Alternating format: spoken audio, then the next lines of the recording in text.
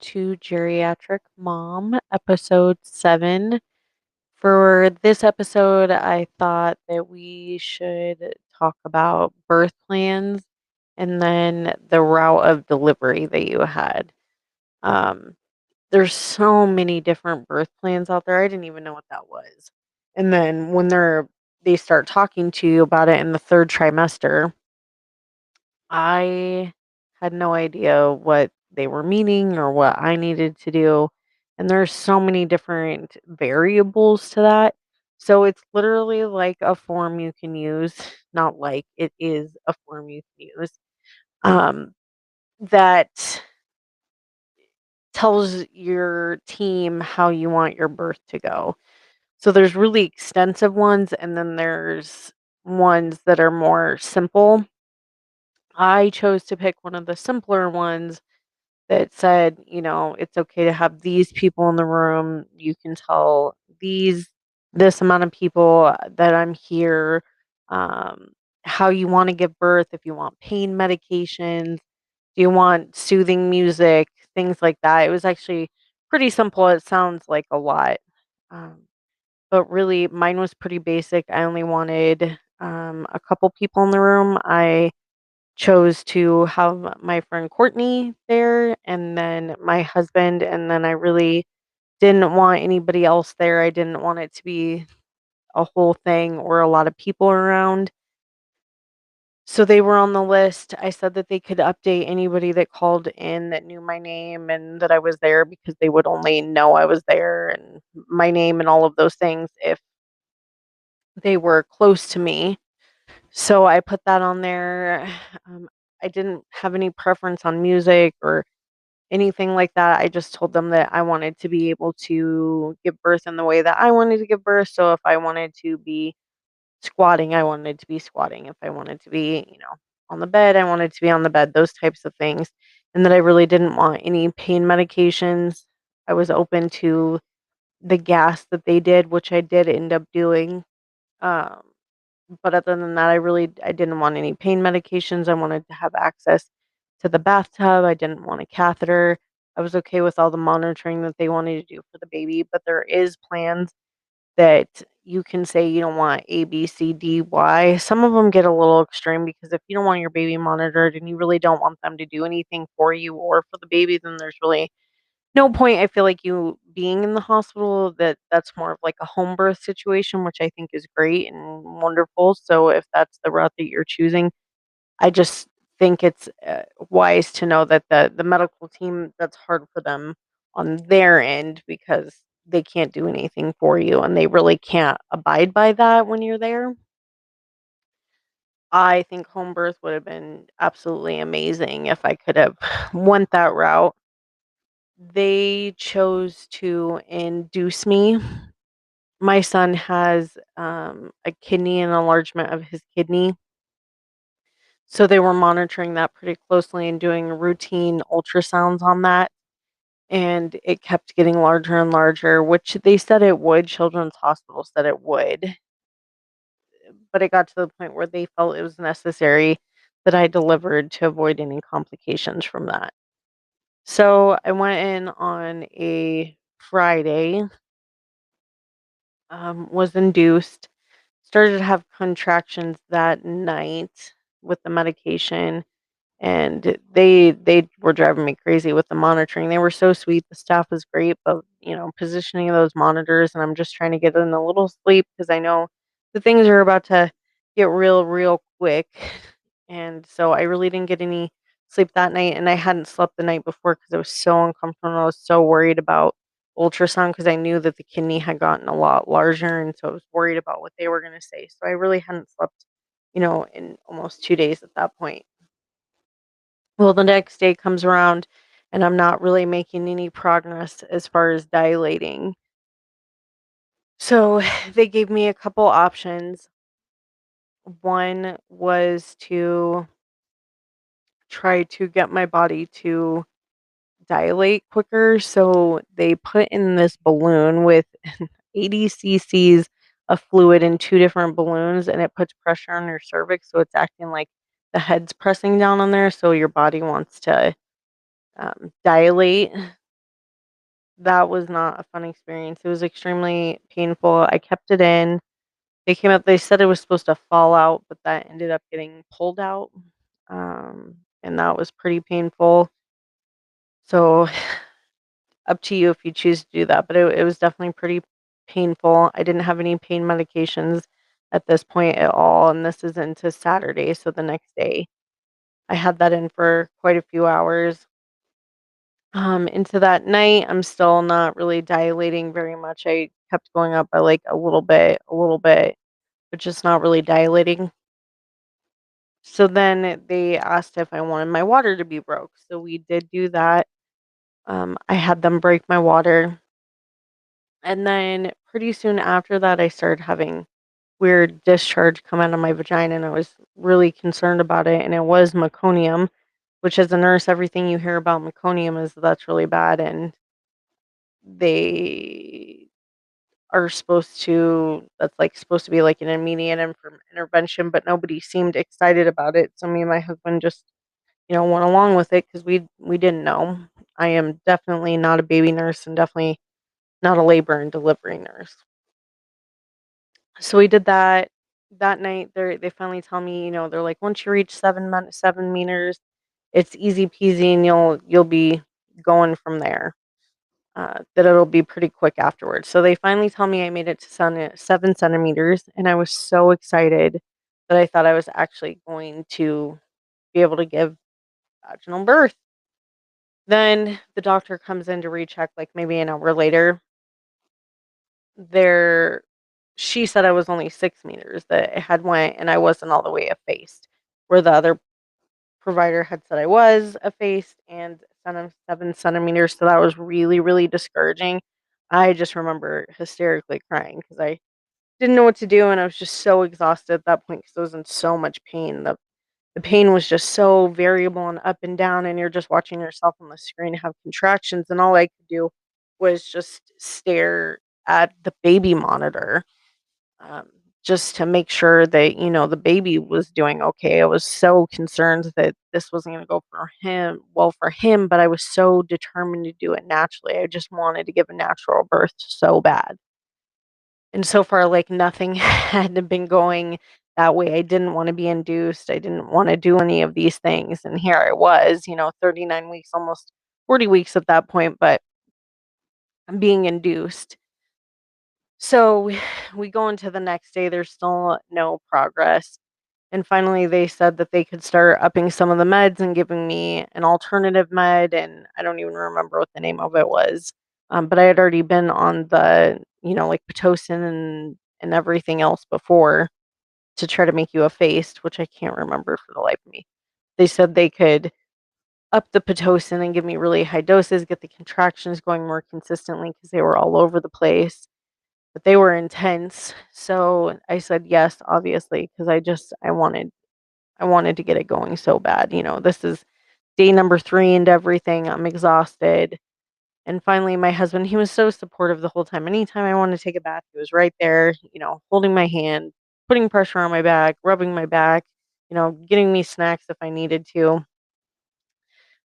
That was another issue is the night before that second night, I just remember I was so sick. Like I felt terrible, and I told my husband, I'm gonna puke, I'm gonna puke, I'm gonna puke. And then I just like projectile vomiting. It was terrible. That second night was horrible. So we're into day 3. I'm exhausted. I'm not comfortable anywhere. The only place I can really even sit is on this ball or on my knees, and I would just like sit on the ground and just like rock back and forth. And I could tell that people were kind of getting annoyed with my husband sometimes because I would tell him to go lay down. I'm like, if something happens, we need one of us to be with it and to be able to make good decisions. And that's not going to be me right now because I'm in so much pain and I'm so uncomfortable. So I would tell him to go lay down and he would take naps. And I would just, you know, rock my way through it, do all of those things and didn't have any major issues. If I needed him, he got right up. So that was kind of frustrating for me that they felt like they needed to try to wake him up or do other things when he was constantly with me and helping me throughout the entire thing. So we go into day 3. My friend Courtney, poor girl, has been there a couple times at that point, trying to be supportive and helpful. And I'm like getting excited because I think I'm gonna get there and, I'm gonna be able to do this. So I tell her, I'm then they say I'm 7 centimeters again and that I'm good to go and we're gonna be there. So I tell her, she comes. Um, on her way there though, my husband's like, "You are so tired. I don't know how you're gonna be able to push at this point because you're so exhausted." So I did end up giving in and I mean, he didn't convince me. He just like helped me think like, "You're right. I'm so tired. I haven't slept. I'm exhausted. I can't sleep because I'm in so much pain. I wasn't comfortable. I couldn't lay down at all and I couldn't sleep on the ball. I tried. It didn't work." So, did end up getting that epidural, which that was a horrible experience too. I don't know how people do those things. It was so uncomfortable. I don't know how everybody else's experience was, but the crunching sound to go in, and it took him a few times to go in because he said I was so tense. So it took him a few times to place it, and that was really difficult and painful. He was super nice and he got it, and then once I got it, I mean, I, like, couldn't feel anything. I could move my legs and everything, but I couldn't feel anything, so I passed right out, and my friend Courtney showed up, and I guess they're making fun of me and my snoring because during pregnancy, I was like a beached whale, and that's all I did was snore. Um, so they get there, and I'm so excited, and I'm, like, getting rest, and I think we're getting there, and then baby starts to not do so well. So they said that they needed me to think about getting a C-section. I just remember hysterically crying because that's not what I wanted. And I in the end, it's whatever is best for the baby. But it was really hard because I knew he was going to be my only one. That I so wanted to just give that natural birth, and I had this idea in my head that it was going to be okay and that I was going to be able to do that. And then when it doesn't happen, it's horrible. So I'm getting emotional about it now. Um, so I was thinking about it, talking to Courtney and my husband, and then literally it probably wasn't even 5, 10 minutes later that they all rushed in, and um, Odin's heart rate had tanked and he wasn't doing well. So they said that I had to have an immediate C-section. So, I mean, there was probably 10, 15 people in that room quick putting in more IVs, getting me prepped, putting in a catheter, doing all kinds of things, giving me more medication for the block so I could be awake. But I don't know what's in the epidurals. I know that there's like a mixture of medications, and I know that they told me, but I can't for the life of me remember everything that they told me at that time because you're just so exhausted and tired that I uh, was so like in and out of it. Like I couldn't stay awake because I was just so exhausted. And then I think I don't take pain meds in general. So I think that just on top of everything else was just a lot for my body.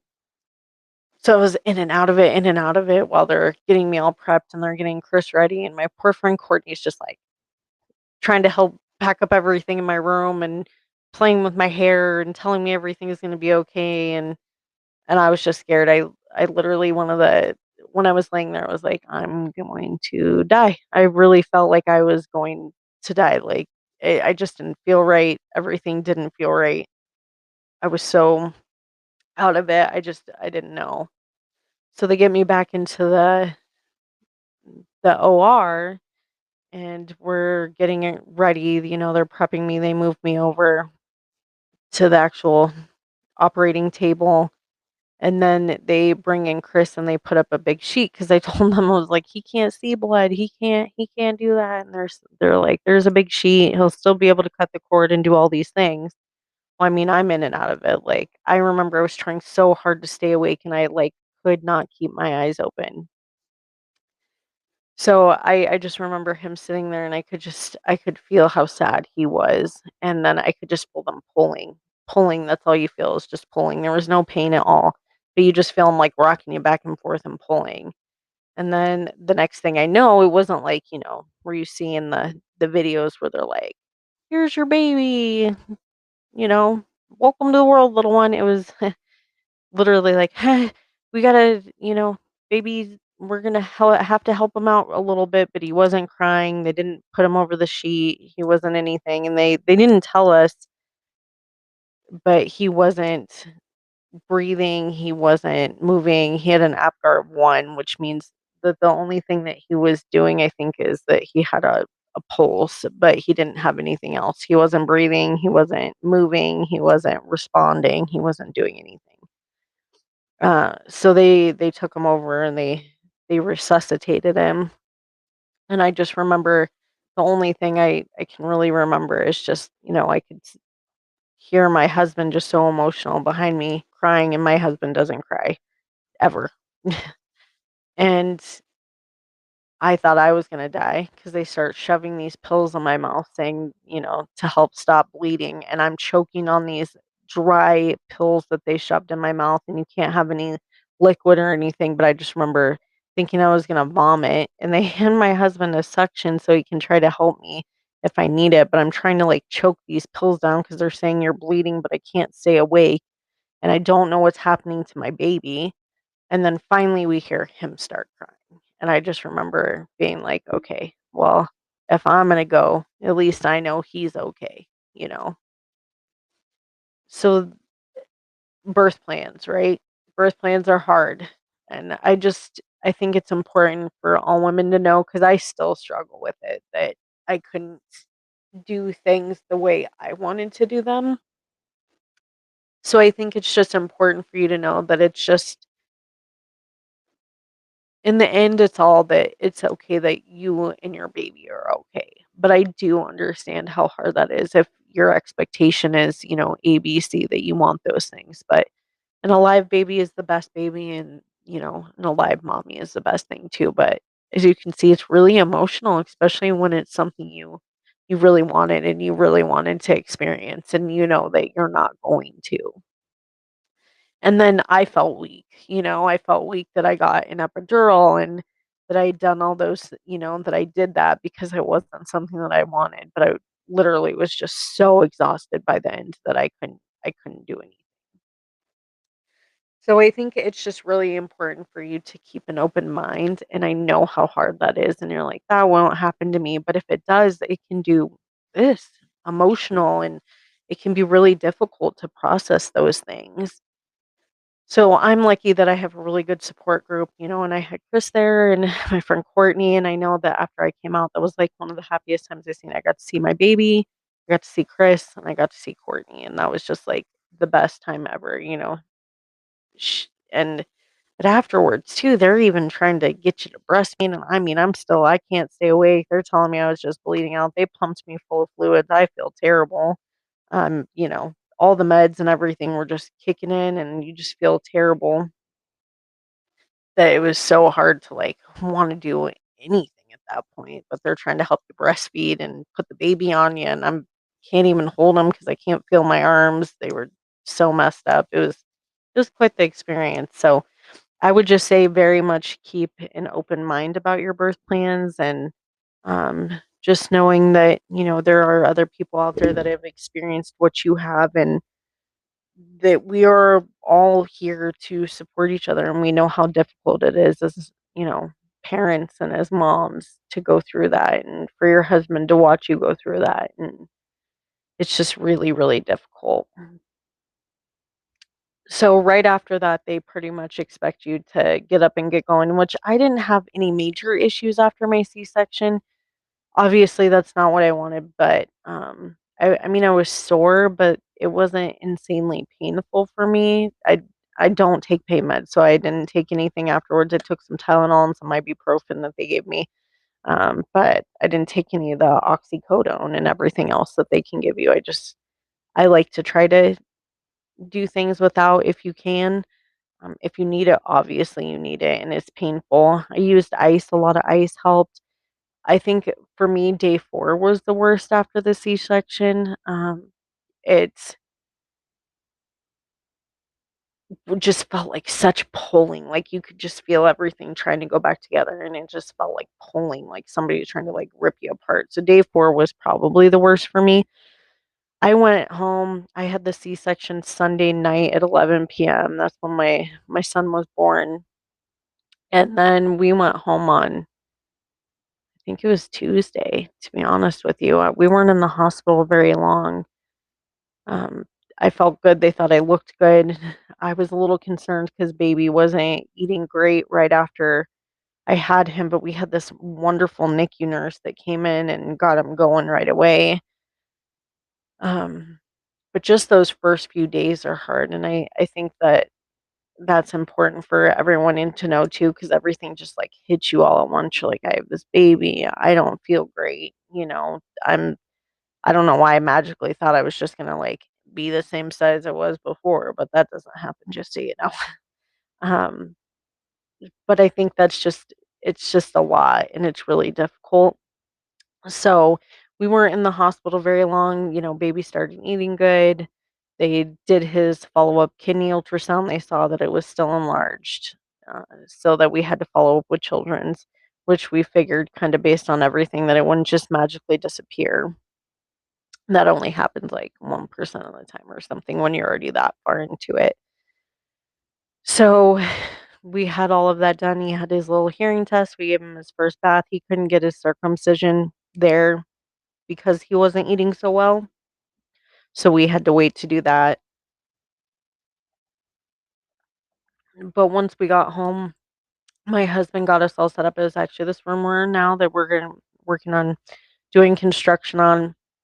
Um, so he got us all set up. He got me this, like, great chair, and there's a bathroom right outside the door, and he would just, bring me food, and baby and I stayed in here. He had his bassinet. My husband slept on the little bed over here, and I pretty much just stayed in the chair just so that's probably, like, the most comfortable you'll be after the C-section. If you try to lay down and everything, it just feels like everything's pulling. The abdominal binder did help at first, and then after a while, it's just annoying, so I got rid of it. So the first few days after the C-section are hard too. I didn't have to take anything after I got home, but the worst part for me was because I did hemorrhage, that they gave me so much fluid that my legs were huge. If you're a nurse, 4 plus pitting edema, horrible. I totally get while geriatric patients are so angry because it was so painful. I had to go in the next day after we left and get some diuretics because I was just in so much pain. My legs hurt so bad, and I could, like, barely pick them up. I was waddling around with them filled legs. It was terrible, but the diuretics got rid of it, and it was helpful. So I would just keep that in mind. Day 4 definitely was the worst for me, and then slowly it's gotten better. I can't really feel over the scar, but that doesn't really bother me. My stomach does bother me because now it, like, when they say it turns into an apron, it literally does. If you have any sort of belly at all, it kinda just, like, flops over, and that's not the best when you're already not feeling the best about yourself. So just be prepared for this whirlwind of emotions and that everything changes, but once again, the best thing is just for you to be safe and for the baby. So those birth plans, they're useful, but they're also, I feel like you make yourself think that this is the way it's gonna go and this is the way it has to be, and that's just not the case. So if you ever need someone to talk to, obviously, like I said, you can always reach out to me. I'm always happy to talk about it. I am 4 months postpartum now. I would say I was probably the most stable right after I had my son, and then everything didn't really start to get worse until I hit, around 3 months postpartum, and I don't know if that's just because when your hormones are trying to refluctuate or your body's trying to adjust. I just started losing weight, so I feel like maybe everything's trying to get back into normal and everything, and so those emotions hit hard. It was just super upset, super agitated, uh, just really sad that I would have to go back to work, and that's actually been okay. We're at 2 weeks now, so that's definitely getting better. So, it does get better day by day. Everybody kept telling me it would, and I was like, "No, it's not. No, it's not. I gotta figure out how to get out of this." But it is slowly getting better, and I'm just really lucky I do have the support of my clinic and the people I work with. So that's definitely been a very positive experience for me. Postpartum is insanely hard. Your body's trying to adjust, you're trying to adjust. If you're gonna breastfeed or pump exclusively, that's hard, and formula feeding's hard too. You're trying to make your food for your baby in any way you can, and just a fed baby is the best kind of baby, and I think that is hard for people to understand too, but I have always just been an underproducer to a just enougher for my son. Now I'm not enough anymore. He eats too much. But that's been really hard. I've literally tried every supplement that you can possibly think of, power pumping, pumping every 2 hours. I would set alarms and try to get up and do all these things, and I was exhausted, and then I was crying because I was so upset, and I did that for a couple months, and then finally I just stopped, and I've been exactly where I have been this entire time. So I've never made it over 700 for my, mLs per day. So it is what it is. I think it's important to not have those high expectations. You see all these videos of these girls just pumping and pumping, and they have all this milk, and they must be feeding their baby so good, and that means you're not, and that's just not true. A fed baby is a happy baby, and I really feel like that's the most important. So we had to pretty much supplement right away because I did not produce hardly anything in the beginning. So we did get donor's milk, which can be kind of expensive. The hospital supplied it when we were at the hospital, and then they did have some at their pharmacy that we were able to pick up on our way out. So we did do that, but I did find a place in Denver, Colorado too. I can't remember what it was called, but they were able to ship milk to me. So by that point then I was able to start producing more, but we did have to supplement with some formula. So we did end up just getting like the basic formula from Sam's Club because that's what they said would be fine for him, and he ended up screaming all night. It was terrible. He had the worst gas. He was in so much pain. So my husband is the researcher of all researchers. You'll learn over all these podcasts. So he researched and he found that goat's milk is actually a natural thing that they used to do and that they used to use, and it can be a lot easier to digest than cow's milk, especially for babies. So we started doing 50 breast milk, 50 of the Bub's goat milk formula, and it's been great. He does so well with it. He doesn't get constipated, definitely not gassy. He doesn't cry, he doesn't fuss, but in the beginning it was really hard. So he does really well with that. So that's what we have to do. We have to supplement. I'm still pumping and I still try, but it's definitely difficult to do that sometimes too. Because I was like, okay, well, I couldn't give a vaginal birth and now I can't feed my baby. And it's just, I felt like it's just been one thing after another where I'm like, was I meant to be a mom? Obviously, I was because I had him. But in your brain, you're like, I'm not enough. I'm not good enough. And that's super hard. So I just want all the mamas to be and all the mamas out there to know that that's normal and it's okay to feel like that. But you're doing the best you can for your baby. And a fed baby is a good baby. You're taking care of yourself. That's all that matters.